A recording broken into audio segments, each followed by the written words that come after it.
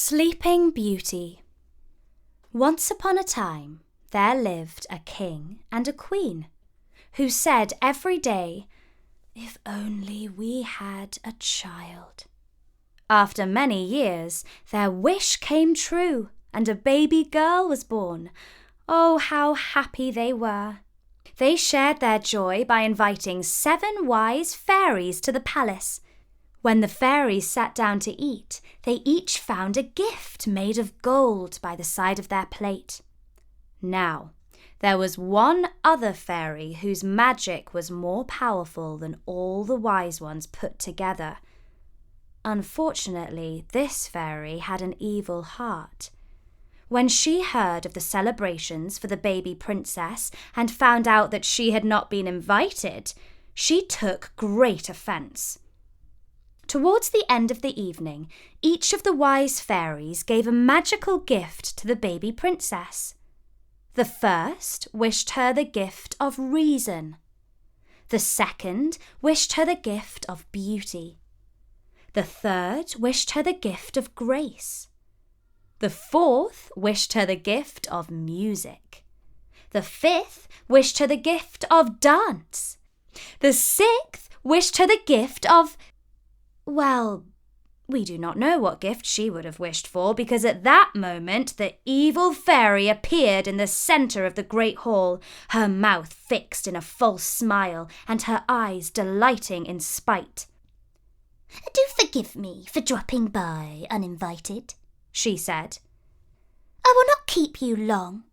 I have come to wish my own gift upon the baby princess." While the evil fairy held everyone's attention, the 7th good fairy hid behind the curtains. The wicked one continued, "I do so wish that the dear little princess shall grow up to be a radiant, accomplished and beautiful girl of 16 years, the delight of her parents' eyes. And then, on her 17th birthday, she shall prick her finger on the needle of a spinning wheel and die." How do you like that? Still laughing dreadfully, she strode from the hall. Amid the uproar, the 7th wise fairy stepped out of hiding and waved her wand to cast the spell of silence.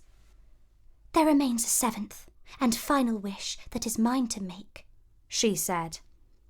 "It is not in my power to entirely overcome the evil wish, but I can at least do this.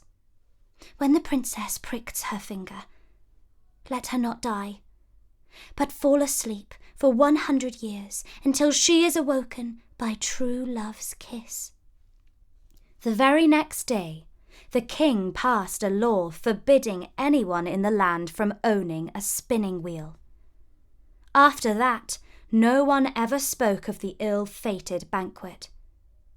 The child, whose name was Talia, grew up to be as talented as she was beautiful.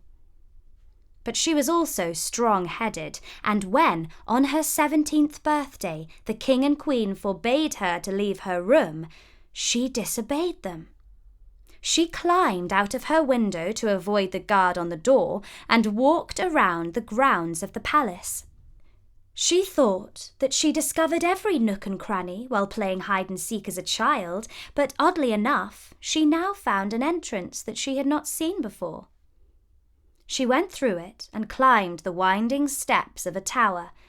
Up, up she stepped until right at the top she came to a room. The door was ajar. Inside, she found an old woman, working intently at a strange wheel. "Pray tell me, good woman, what is that?" asked Talia. "Don't you know?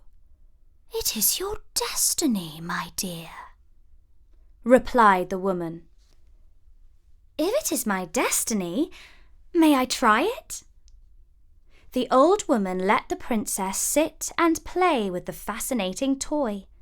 The wheel spun and the needle bobbed up and down. "What fun!" exclaimed Talia. But oh, The princess was not used to spinning thread, and she pricked her finger on the needle. "Look! I am bleeding!" she exclaimed.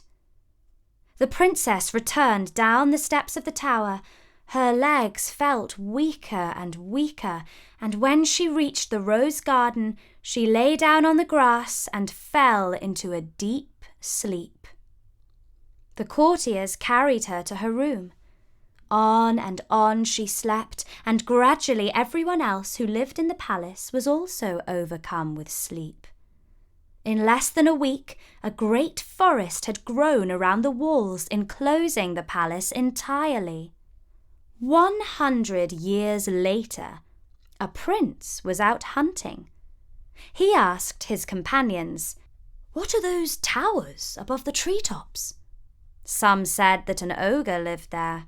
Others said that witches danced there at full moon. And a third theory went that it was home to a sleeping princess. The curious prince pointed his horse towards the tower and rode through the trees. He soon came to a dark place where the thorn bushes were so thick and sharp that no one could pass through them.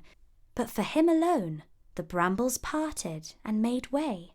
On he rode through the gates of the palace itself, where he found that every lord and master, every horse and hound lay fast asleep. He saw food on plates, glasses half full, fires still burning, everything exactly as it had been. He passed down a marble hall, knocked on doors and peeped into rooms until eventually he found a gilded chamber, inside of which, among embroidered covers and silken cushions, lay a princess. She slept serenely. The prince knelt down beside her, picked up her hand, and kissed it. Her eyes opened. They were blue and full of curiosity. "Who are you?" she asked. "Your husband-to-be. Or so I dare to hope," he replied. And the very next week they were wed. And that was the story of Sleeping Beauty, as told by me, Emma, for StoryNori.com.